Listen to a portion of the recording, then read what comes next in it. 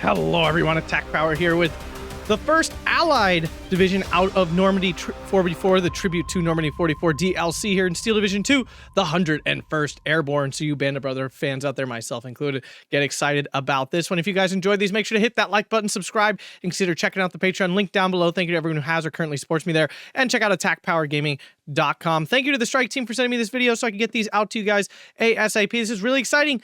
DLC's around the corner. Don't know when. Okay, I don't have that information. That'll come out in some coming update, but I do know it must be somewhere around the corner, hopefully within the next month. That would be super duper exciting. So let's check out this battle group here for 101st Airborne Screaming Eagles. I don't remember any of the preview descriptions I originally had, so all this is basically new to me. Recon tab looks pretty solid. 5 slots, pretty average, but they are pretty aggressively costed with 4 cheaper ones and a more expensive one. I consider 1s and 2s cheap, 3 and 4 more expensive. That red dot behind me is the YouTube like queue up thing there. Then the infantry tab, of course, massive and cheap as heck. Then the tank tab, pretty limited. None of this is very surprising. The support tab here, actually pretty solid, 7 slots. Last 2 slots are quite expensive, but you do get several. You know, you can definitely, 5 slots is generally enough to fill a support tab. AT tab here gets expensive quick and is not super big, so that might be tough. AA tab, very punishing here, starting out at 2 points and going right to 3 and only being 3 slots, so you're not going to have a lot to work with. RD tab here looks fine, looks pretty average. You're going to get plenty of RD here, and it's probably going to be mostly light mortars and things like that anyway. Air tab, absolutely packed to the brim. 10 slots here, with 5 of them being 1-pointers and 3 more 2-pointers, so I mean, my worry with this, again, is that it's just going to be the same as 1st Airborne, where this division comes out and it's just absolutely broken off the get-go. I really hope not. You know, and speaking with the strike team, they seem relatively confident that these divisions are within the parameters of the game right now. We'll see. We'll find out. But let's dive in here to this division. All right. Recon tab. Let's do it. All right. Jeep. Nothing exciting here. This is the same as always. Only 10 points. Scouts, B phase lock. Something interesting there. Come in Jeeps M20s. They do come in an M20, so that is a nice upgrade there because the M20 is 15 points, has a nice 50 cal on it. It's got armor all around. Yeah, this is a very good recon vehicle. If you're going to bring the Scouts, you're definitely bringing them in these M8s because that 50 cal on there is really, really strong. You definitely don't want to pass that up. Then we have the 101st Pathfinder. So they can put 101st on everything. No, it just says 101st on these specific ones. So what is this unit? 25 points. And we have a Thompson, 2 carbines, 6 M1s, and the Gammon Bomb. Okay, so this is an actual AT like heat shell. They have radio. That's pretty good. All right. So overall, 3, so it looks like normal availability. 1 vet, 3, 6, probably 9 in C phase. Oh, there's no C phase, sorry. 3, 6. So yeah, I mean, it's a solid infantry squad. There's definitely nothing to complain about here. It can definitely do the work. No LMG though. Then we have the AB Scouts. I think these are normal. Now they have a very high availability for a 5-man sniper team here. 2 Thompsons, 2 carbines, and the Springfield here. Remember, big nerf coming to snipers all across the board. Now, big as in like, I don't think it's huge as in snipers are now ineffective, but a big as in like snipers needed a nerf and it's really happening. So snipers are gonna have a slower rate of fire and a longer aim time, like right off the bat. So it should just, snipers are still going to be the same damage and everything. So when they take shots, they're still going to be just as accurate. They're still going to be, you know, they're still going to drop a guy pretty consistently if they're not pinned down. But it's going to take longer to get that shot on target. It's going to take longer for more shots to follow. So I think that's a good change. And smoke on these guys is very useful. Like I said, a very generous availability curve here with 4, 8, 12 on these. So plenty of snipers. Filthy 13. These guys were one of the units to get excited about here in this division. So we have 3 Thompsons, 10 carbines, TNT, and a bazooka. I mean, that is pretty great. Whoa. You get one singular unit, A phase locked, 13-man shock. Very interesting. Is this worth it? I don't know. I mean, obviously this unit is great.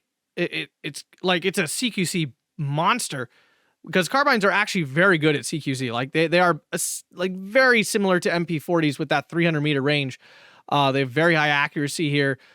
The damage is not SMG level. You can see 3 Thompsons put out the same amount of damage as 10 carbines, but these guys are going to be disgustingly good in Yellow Forest, right? You get on that edge, just like an MP44 would be, and you can just absolutely shred anything coming at you.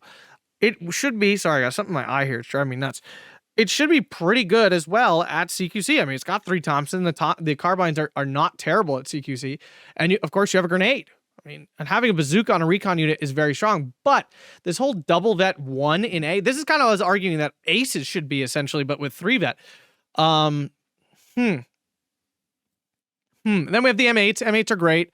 Do they have the normal availability? No, they're B phase locked. Okay, I like that personally. I hate M8 rushes, but really sucks for if you want to play this division, not having the M8s in A.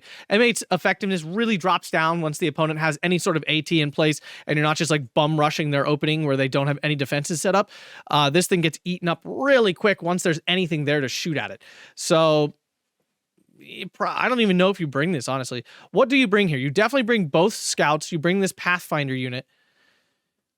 And you probably bring a scouts with an M8, to be honest with you. Now, the scouts with the M8 is locked to B phase as well, but it's nice to have like a non-fighting infantry.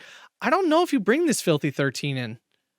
Like, it's my first reaction is a no, honestly. Yes, because they're really cool, but from a like the most efficient deck to build standpoint, probably not. It's just extremely card inefficient, like incredibly card inefficient.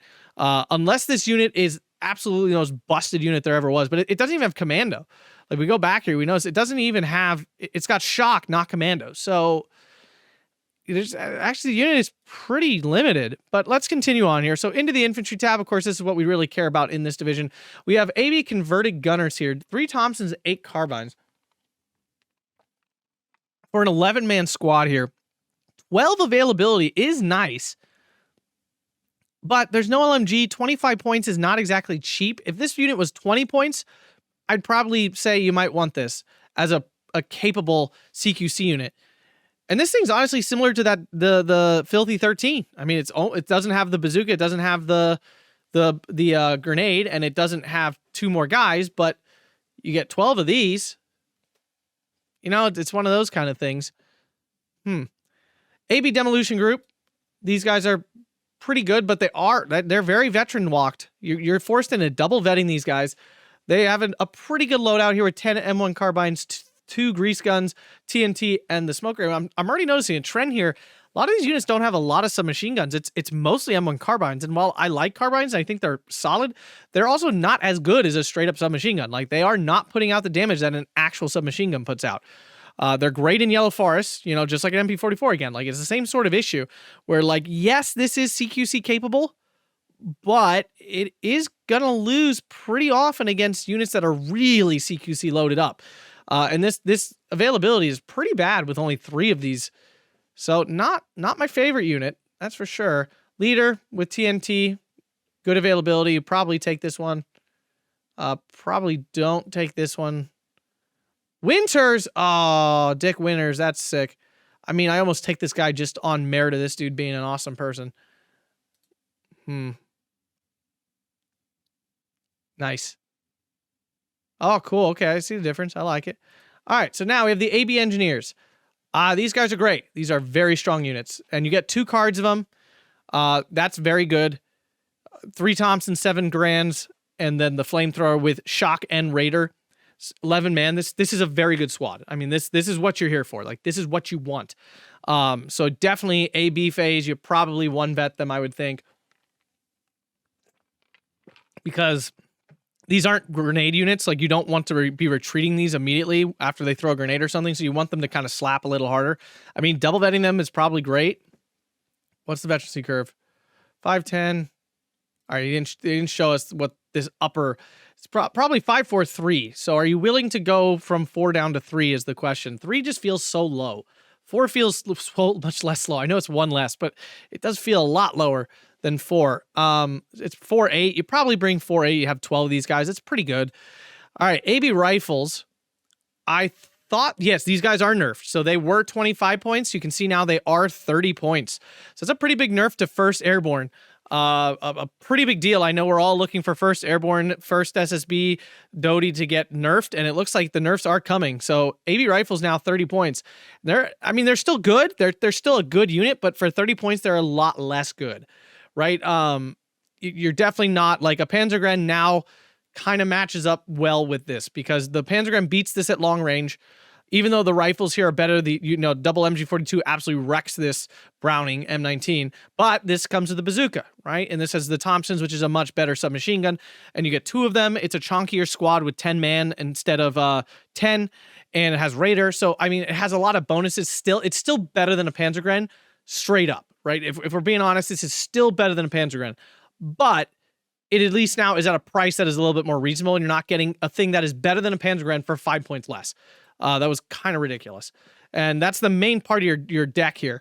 You also get 4 cards of these AB Rifles LMG. These are Force 1 vet. Did the AB Rifles, were they 1 vet? Nope, they were not. Wait.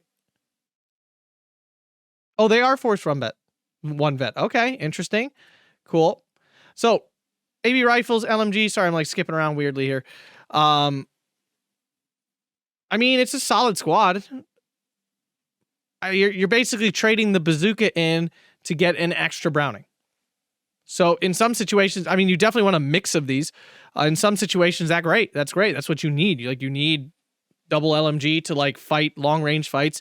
The Grands always give you an advantage at long range because they're semi-automatic, so you kind of always have a rifle advantage. But a lot of times these American divisions are lacking the double LMG. This gives you that, and it gives you plenty of cards of that. So it's your choice. I mean, you obviously want to mix. You want bazookas on some things. You don't need every unit walking around with a bazooka, though. You can bring in, 3 cards of AB Rifles, 2 cards, or the other way around, 3 cards of AB Rifles LMG, 2 cards of AB Rifles, or whatever you want. I mean, you could bring 6 cards of these, right? I mean, 1, 2, 3, 4, 5, 6, right there. And then you bring 2 AB Engineers so far, and then you probably bring some sort of grenade tosser unit, normal unit here. Maybe that demolition squad if you want it. So yeah, I mean, definitely a good unit. Then we have the glider leader here. Okay, nothing special. There's just a chunky leader. Now we have the glider rifles. These have also been nerfed to 30 points. So there's another hit, another punch in the balls on 1st Airborne. Hoorah. Nerf them up, Eugen. Yes. This unit's still very good, though. I mean, this one is not veterancy locked, so if you want more infantry, this is the one to take. Still 12 men, has a BAR instead of an M1919, which is better, technically, the M19, but this has automatic rifles, so it's going to fire within 100 meters, so that's definitely a big advantage there. This one has the bazooka, of course, has 1 less Thompson. I don't know which you take. I think they're both very good units. They're not that different at the end of the day. And you can 1-vet these and then they're equivalent. So which you take is kind of up to you, but you have plenty of units here. Although your CQC, if we're being honest, is a little lacking here. You have the 2 cards of Flamer units, and they're good. It's not like you have bad CQC, but then the only other stuff you have is that small squad. Not small, it's technically not small. The 25-point M1 carbine SMG squad, and then you have the assault squad with only 3 men. So you're not spoiled for CQC. You're actually a little lacking in it, I would almost argue. So yeah, very different than 1st Airborne with their Forcemen and stuff. On that note, I believe Forcemen are getting nerfed in availability and price. Maybe just availability for them. They've already been nerfed in price. So your tank tab, we have Stuart's not till B. You have the M4A1DD, 1 card A phase locked. That's like to represent the units that came ashore. Availability is 6.4, so it's not a huge availability. They only have the 90 millimeters of front armor, but it's only 65 points. Speed is quite slow, though, so it is not the usual faster Shermans here, so pretty slow. Then you have the M4A1 leader, and then the M4A1 B phase locked here. Tank tab, pretty bad. This tank tab is pretty bad. Not much more to say about it. It's just not a very good tank tab. So we have Jeep supply. Always nice when you get Jeep supply. It's a lot more flexible because you can bring it in smaller increments. It's much easier to find 20 points lying around than it is to find 40 points lying around. It's kind of, the math is quite simple. Will I randomly have 20 points? Probably. Will I randomly have 40? Not as often. And you get the same exact amount of supply, but they aren't available in C phase. That is a small note.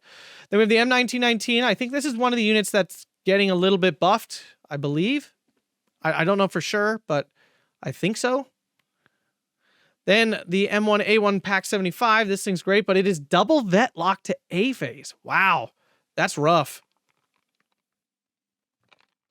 You don't get very many of them. Only 2. It's a good gun, but that's very limiting. 50 cal. I mean, you probably just take 50 cals over everything, right? Supply. M4105. Wow, comes in A, B, or C phase. I kind of thought this would be phase locked to B phase. All right, interesting. So you do get this M4105. So you do actually have some 2K HE to work with. That's definitely great. And then commanders of the different sorts and varieties. Not a bad support tab. Not a bad support tab at all, but it is limited. Like you're gonna run out of stuff. There's almost no doubt about it. Whoa. Ugh. So bazooka, probably redundant, right? You have an infantry tab full of bazookas. So you probably just eschew the bazooka altogether. And then you have the M3 gun. Love these things. These are phenomenal. I mean, at 70, the 70 millimeters pen is underwhelming, but you're firing 17 rounds a minute and you get 9 of them at a single vet coming in the Jeeps, like zipping in. That's good. That is very good. But then all you get, oh God, more of this. Oh Jesus. It's more of these freaking M1 guns with Raider trait. Oh, these are so obnoxious. But yeah, I mean, they're very good. If you're using the division you want it to be good, you should be happy about this. They come with the APCR as well. So you get the nice penetration on those. A really beefy 14 rounds a minute. It's a good unit. It's a good AT gun. Is it slapping every piece of armor that comes in range? No. But with that Raider trait, it's so hard to spot these. They can kill tanks and never be spotted. It's really obnoxious when AT guns have this trait. It's quite gross. Anti-air tab, right? Let's see what we got here. We have the M15. You get 2 cards of those, and that's probably what you're bringing. I doubt you're bringing the M16 over the M15. They are not phase locked, except that you can't bring them in C. Their veterancy curve is still not great, so you're probably just doing A-B phase, no vet on these, just to get some AA in, I would think. Yeah, almost definitely. M16s, doubt they're worth it. Now, M16s are better than they used to be. I'm not saying they're like bad, but you're definitely, I can't imagine you take them over an M15. I don't see any situation where you would reasonably do that. RD tab, we have the AB spotters here. Okay, nothing special there. 60 mil mortars. 60 mil mortars are fantastic. Love having those. They're very good, very annoying, and kind of like must kill despite being 40 points. Battery fear, artillery commander here. Then we have, whoa. Okay, so we have the howitzers here, the AB howitzers, M1A1, 10, but B phase. They are B phase locked, but there are 10 of them. That's a lot. Like, that's a butt ton of arty. Now, I can't tell if it's really 8 rounds a minute or if that's the smoke. It's probably close to that. It's a pretty light gun.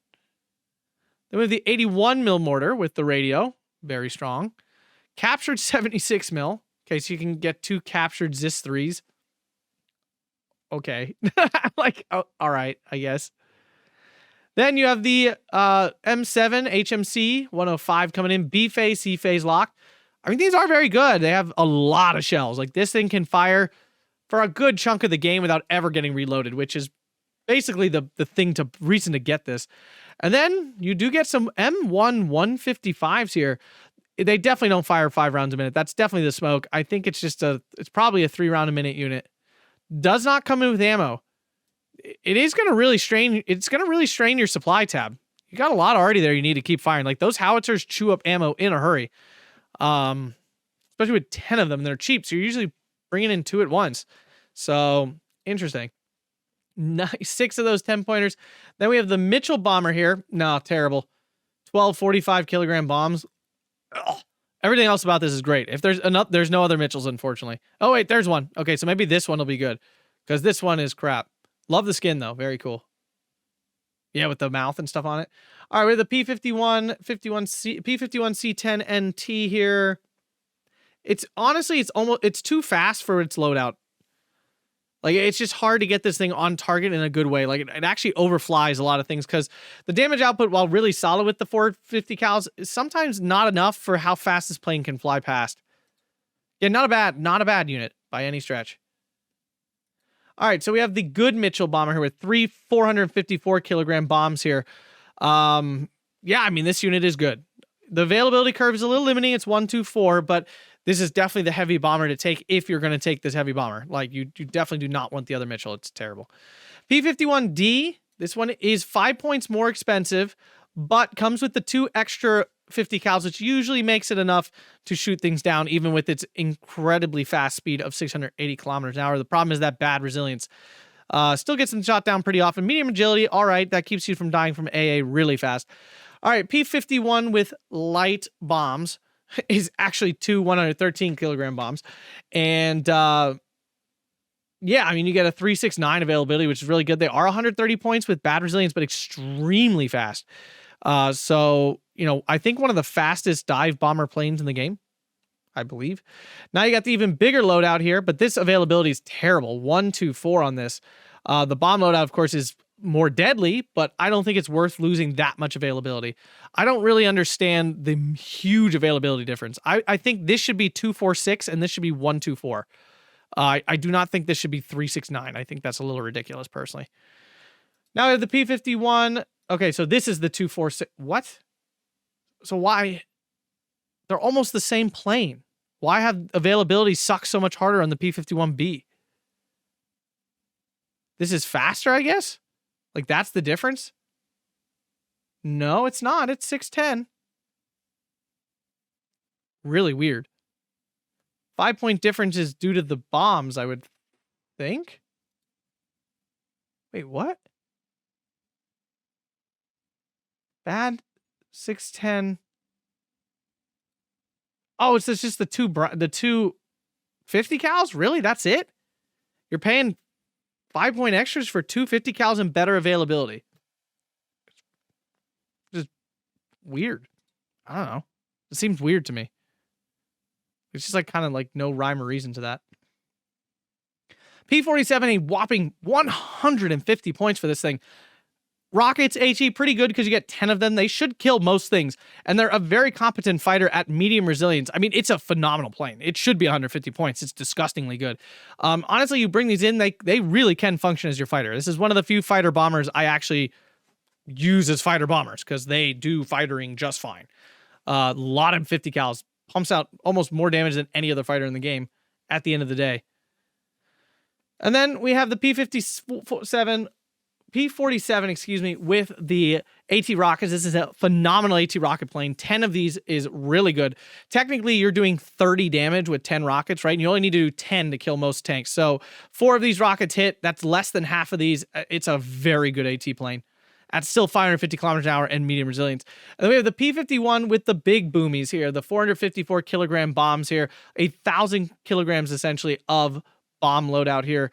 Bad resilience though, pretty bad availability. I probably would just stick with the light P51 up here if I was going to do a bomber, and then probably the P47 AT rocket. I mean, you got tons of plane slots. You could probably bring both P47s in, plenty of P51s, maybe the Mitchell big bomber there. So 101st. I'm not actually terribly impressed. This is not, with the nerfs to the infantry that came from 1st Airborne, this is not nearly as scary. This is not as scary as 1st Airborne. 1st Airborne is scarier than this. I think by a big margin, honestly. Like Recon tab is fine. It's good. I mean, you get these AB scouts are really solid, but that's about it. Like, there's not really much else here that's like, whoa, blow your socks off. Infantry tab, I'm not actually like, this is not super scary. It really isn't. With the nerf to the AB rifles, that was completely warranted and necessary. But now it makes this infantry tab look kind of underwhelming. Like, it's not, it's good. It is good. I'm not saying this, I don't think this division will be bad, but it's not going to be, this is not 1st Airborne all over again. I really don't think that. The AB engineers are all you have CQC wise, really. You get this card, but it's very small. Your AB rifles and glider rifles are good. They are for 30 points. They're a very solid unit, but there are not forcemen or anything like that, or those the grenade flamer units of 1st Airborne. Like, it just isn't. That's not what this is. Tank tab is pretty awful. The support tab is solid. It's good. Like, it's not bad. It's not missing anything that you need. Like, this is a good support tab. Yeah, there's nothing like super special there. AT tab is technically not very good, but the Raider trait on these is so good that it almost makes up. It kind of makes up for it. But obviously there's no long range AT here at all. So, you know, this division loses on every slits map. Basically, it should lose on every Slits map. You know, any of the open maps this division should struggle immensely on. You have the horrible AA. It's not horrible. You get the MEM-15s and they do some work, but it's not a lot. You're not working with a lot here. RD tab is really good. I mean, this RD tab is great. There's absolutely nothing wrong. And the air tab is pretty filthy. I mean, there's no question that this air tab is filthy, but it's expensive as heck. Like, none of this is cheap. This is very expensive. You got to be very careful with these planes or you're going to be up a creek without a paddle. So this is 101st, though. If you guys enjoyed this, make sure to hit that like button, subscribe, and consider checking out the Patreon link down below and Atkpwrgaming.com. Thank you for everyone for watching, and have a fantastic day.